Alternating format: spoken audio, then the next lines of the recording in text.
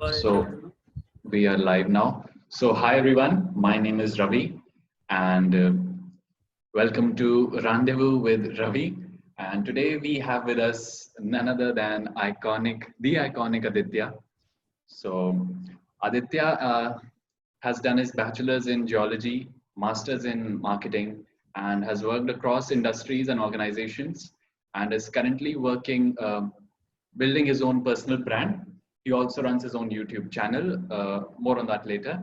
So, uh, welcome Adi, if I Thank can you call so you much, that. Ravi. Yes, you can call me that. That's a Thank lovely you. introduction. Thank you so much.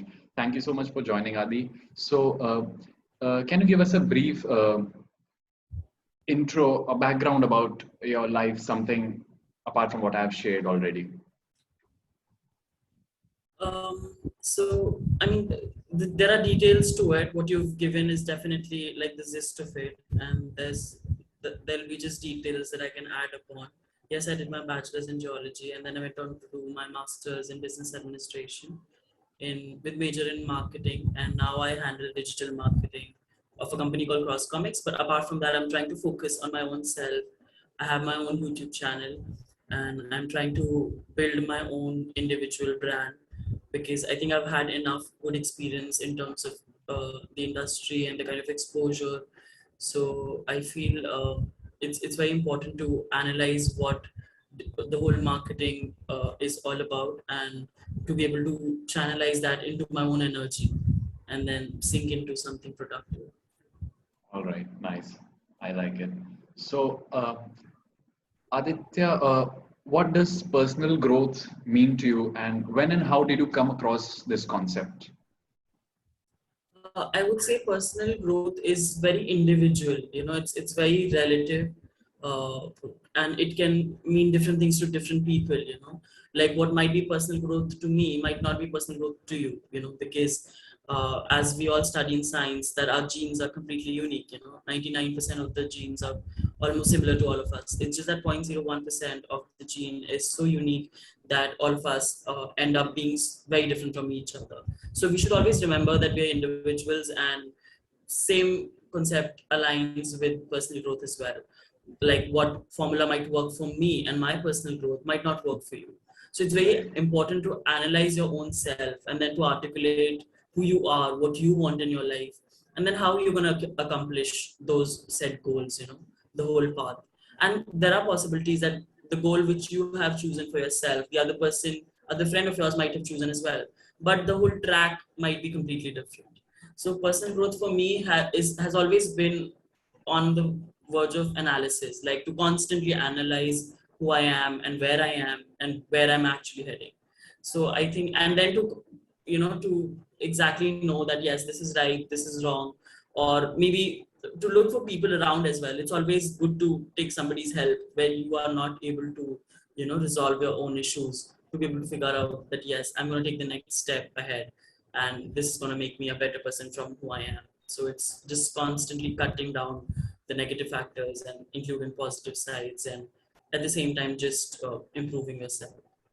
Right. So I think that's a very good view take on that. And so, Aditya, you have worked across different organizations, like which are not related to each other. So if you could tell us about your experiences of working at the organizations you have worked at, and how have the experience there contributed to your personal growth or personal development? Yes. So I started my career, I would say, like uh, with NGOs, like with non-government organizations, and I wouldn't say that I've worked as a full-time employee with them, but I've done a handful of internships with them, and I've been a very active social activist myself even till date. So I've worked with 5 non-government organizations, Make a Difference, Kale in Lucknow, there's Sanat Pida in Lucknow, there's Eklavya Foundation in Bhopal, and there's Itihas. It's a heritage walk. It's basically an organization that deals with heritage walk, and there's Sathya Foundation. So all these organizations were non-profit organizations, and somehow they were primarily dependent on volunteer work. And in a country like India, where the volunteer work is taken, is not taken very seriously. It's Right. more like you're doing it, because you're free. You're doing it because you Yes. have nothing else to do. But I Yes. think it's a full-time work that you do it. It's like a proper job that you're there. Like Absolutely. during my internships for 2 to 3 months, I mean, during all my summer break of colleges, I constantly made sure that I'm utilizing it somewhere constructive. So it's like a proper job. You leave your house at 8 a.m., you come back at 8 p.m., and the whole day you're there. It's just that you are not an employee, you are a volunteer. So You're that not getting industry paid is for it. completely, yes, you're not, even if you're getting paid, I would say as a volunteer, you're not getting paid as a full-time employee. So True. I think, but the experience is very much valuable. It makes you understand what, the whole, how non-government organizations work, how much of corruption is there and how much of constructive work is coming out of it, and the kind of people you work with definitely teach you a lot. And then apart from that, I have always had a knack for fashion, so I've interned at Yoshida Couture. It's a fashion based, it's a fashion label in Lucknow. And then my last job was at Shades of India. It's again a textile brand based out of Noida. So in terms Based of out of fashion, Delhi. Shades of India is based it's out based of out of Noida. Noida. Noida. Yeah, they have stores in Delhi and Bombay and Goa. But so I would say fashion is a very different world altogether. It's very, it's very creative, and there's a lot of back end work than you could just imagine it to be. And I think this industry has a lot to do with what you want to work for, than just, it's like in NGOs, you're constantly teaching the kids out there, you're trying to help them. They learn, they come again tomorrow. So there's a lot of appreciation there. There's a lot of, the scale of varies a lot there. But when it comes to fashion, I think no matter how much you work hard, so a lot is not dependent on your hard work. It's dependent on the other person's perspective, because it's a piece of art. So True. suppose there's a piece of clothing that's designed, you might not like it, and as a customer, you would not choose to buy. So if not a lot of people are buying that, no matter how much marketing, you do, marketing works to an extent, but in the end, it's the product that speaks for you. So there, the product is an important factor. And then I've also worked with Cafe Coffee Day. I was the sales executive there. So sales job is completely a different world. You're on your toes all the time. You're constantly vying with people to convince them that they should buy your product, they should believe in you, and this is just the outer picture. The internal team is like constantly under the pressure of selling. We have targets, and you have to meet those targets. And it's a very dirty game altogether. If you don't meet your targets, you're abused. You have to go through shit. And so I feel sales was definitely not something that I wanted to do. But initially, I thought maybe I could do it. Initially, as an outsider, as a student, we are portrayed that you need communication skills. You'll get to meet people. You'll go out in the field. You'll interact. So it seemed very attractive to me. But as I said, once you enter the industry, once you work with people, once you're on ground, you realize it's a very different ballgame altogether. Yes. Yes, So because yeah, what seems from the outside is not necessarily always the case in reality. Yes. When you go inside yes, and you work actually on the ground, then you do face and come to know about the realities that actually are there. yes, and same goes for fashion. I would say, but I worked for 14 hours a day, at least 16 hours Oh, a day, where we were doing shoots. But the point was, it was so fun. It was like another college fest or project that we're doing with a bunch of creative people who align wow. with what you believe in. So I Right. think it's there are a lot of models, there are photographers, there are makeup artists, there's a lot of styling. It's so fun. So Yes. it's not always glamorous that you get to shoot, but there's a lot of back end work. Like I have to upload products on Facebook, Google, and there's a lot of work that happens, and that's very boring. But at the same time, I Yes. think a lot of entertaining work comes along with some sort of not so entertaining work. But yeah, it was very different from sales. And I've worked with in the hospitality industry as well. I've interned at this place called Singtom Tea Estate and Resorts. So it Okay. was a tiny resort. It is a tiny resort in Darjeeling, and it's a luxury resort. So it's again a very different world, I would say. Like True. you work more than just 14 hours a day as well. I think being a hospitality student yourself, you would agree that it's a lot more than just being on your toes. You're constantly, you have to keep an eye at everything. And then the kind of appreciation you get is very low compared to the kind of effort you put in. True. So that was very different. Yeah. So yeah. Yes. I love it. So, Adi, tell us more about your YouTube journey and how or if it has helped, like your experience, all the experience combined, or in the social and the fashion and hospitality industry, or specifically from the fashion industry, how has it helped you in your YouTube journey? And yes, yes, tell that. So, like with NGOs, I think we work with big names like UNICEF, or Red Cross. So there were big events that we hosted. There were big celebrities who came in. Like there was an event where Kareena Kapoor Khan, she came in at Kale, and so we were doing like really big projects, And in between all these big projects, I realized that everybody, whoever is doing whatsoever, they develop their own identity. They believe in who they are, and the passion drives them crazy. Whether it was at Shapes of India, we styled for celebrities like Divya Datta, or for Priyanka Chopra, the sky's pink. She's wearing outfits from Shapes of India. Wow. So there are a lot of big names that I can quote, and we've constantly grown to make a complete look of their attire for the red carpet looks or for events like Jashn Ekta in Delhi. So we were like always on toes to make sure that whatever celebrities are wearing, whatever garment is going, should go. But the whole experience taught me that you should have your own voice, what you believe in. You should have a sense of gratitude that this is what I am confident about. I totally enjoyed what I've done so far, but I believe it doesn't represent me somehow. I can only do something 24/7 for my entire life, something that I'm extremely passionate about. Like I liked it, I loved it, enjoyed it, cool. But after a while, you need something, as I said, that drives you crazy, because all these big names, in the end of the day, are doing what they believe in. Mhm. And I just felt that something is missing out of that. So yeah, I started with my YouTube channel, and I still feel there's a long way to go ahead, Right. because and it has nothing to do with anybody else but to find my own voice. I want to portray who I am. I want to speak about things which I believe in, not what other YouTubers are doing, not what is trending. I think I have to, and I think at the same time it should be entertaining and unique. Otherwise, it's not just your own personal life that I want to share about. If you could tell the name of a YouTube channel, is it Iconic Aditya, or what's the YouTube Yeah, channel name? it was Tiwari the Aditya, and the iconic Aditya is the. I'm trying to change the name as well. I'll do some branding around that, because I have whatever followers I have. I think any branding should be done very gently so that people don't forget what they've started following. They'll be like, "Who is this new person?" So it Right. has to be very gentle in a sense that they understand who we started following, or who Aditya is the same person who's rebranding his own YouTube channel, because I believe there's a new voice that I have, and which needs to come out, and there's a lot more into the planning, and I've actually collaborated with a couple of YouTubers which I'll be making videos on in the future. So there's a lot going on, and I think when it will come out, you will get to know, Sure. and slowly we'll change everything. So apart from YouTube, are you planning to like use other social platforms, or do you have a blog?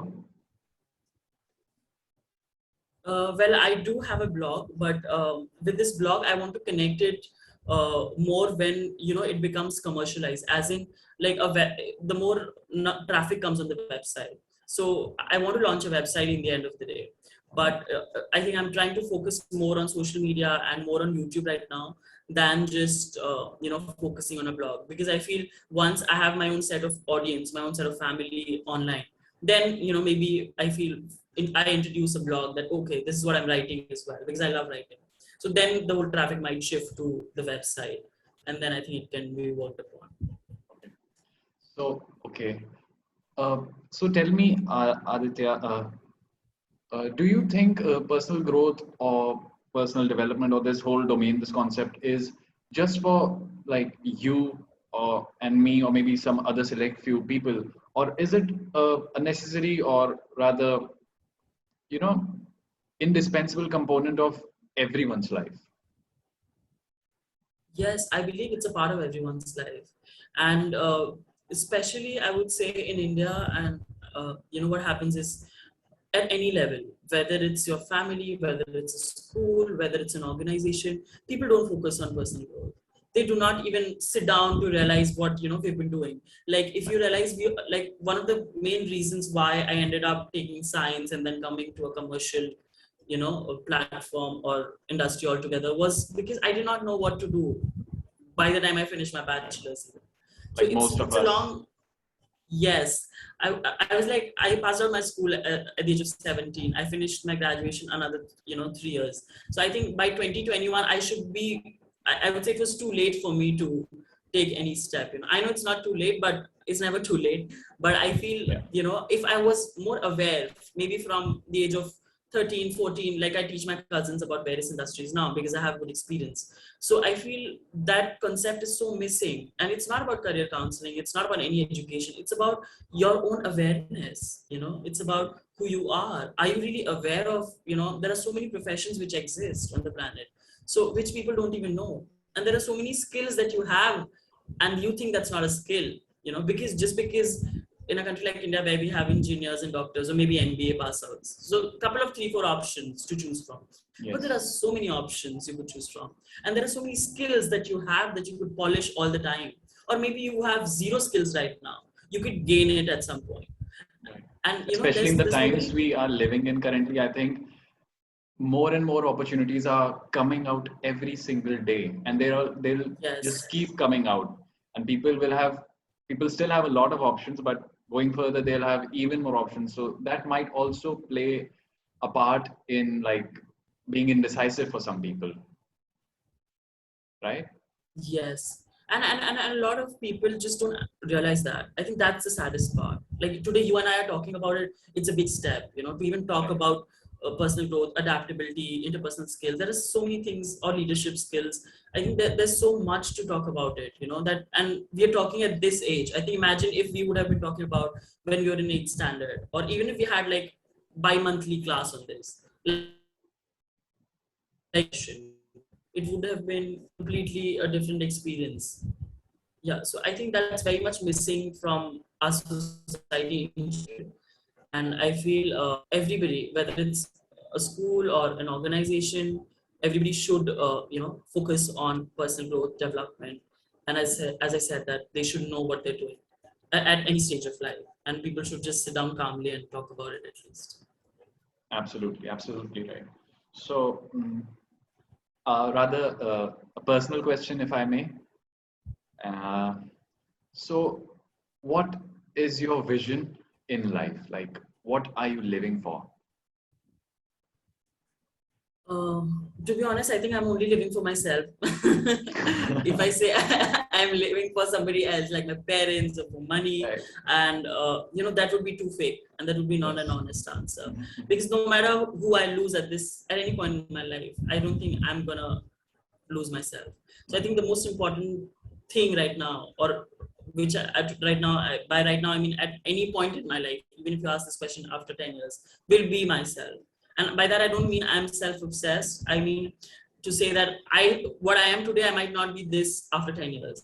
So my priorities, my Yes. skills, my analysis, my opinion, everything will change, and I'm I think ready for that. that cycle of change would be much smaller, not like 6 months or 1 year. 10 years, you will be Yes, completely it different person. completely. That's what I'm saying. Yeah, I'll be a different person altogether. You correct. know. So I feel yes. I by myself. I mean, I need. It's me who has to constantly decide what I've done so far, and is it leading me where I really want to be. That whole analysis, as I said, it's a whole process, step by step process. So I really want to focus on myself all the time.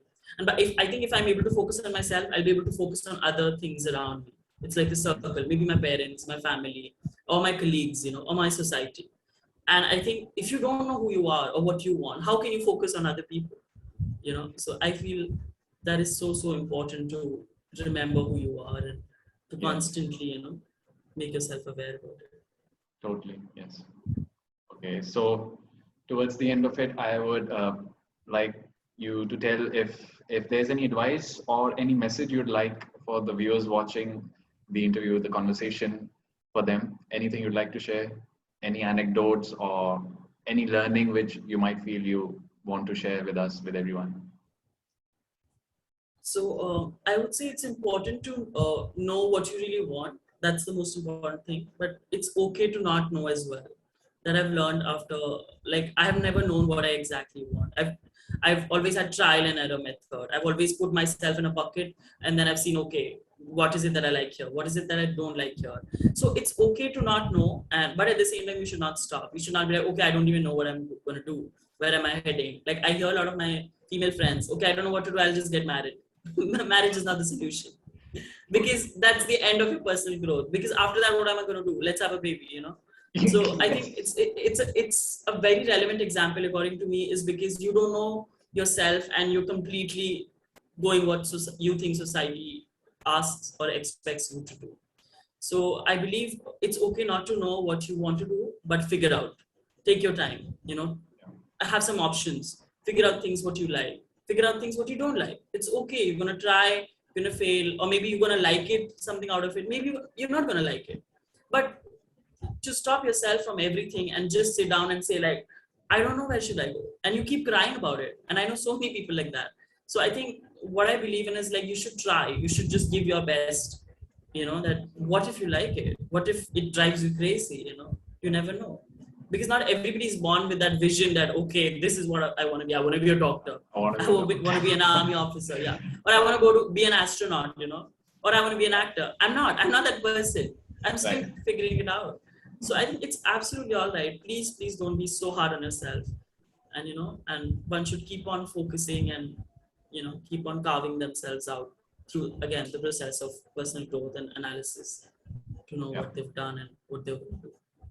You mentioned it absolutely in a straightforward way. When you do not know what you want to do, the only or the best way rather is trial and error. You try different things, try different work, and then you figure out Yes. slowly and steadily by gaining experience if you do Yes. not know really in the moment. So I think that would be it. Thank you so much, Aditya, for joining us today. And it has been really a wonderful and insightful interaction talking with you. And looking forward to more such conversations going ahead in the future. Thank you so much. Th- Thank you so much, Ravi. It was my pleasure. Thank you. And I'm Thank glad people like you are you know, talking about personal growth and development. And I think we need more and more people to start the conversation. Right. Yeah. So yes. So let's wrap up today's event. Today's Sure, interview. sure. Thank you so Thank much, you, Ravi. Adi. Thanks once again for joining. Thank you. Thank you. Bye bye. Bye bye.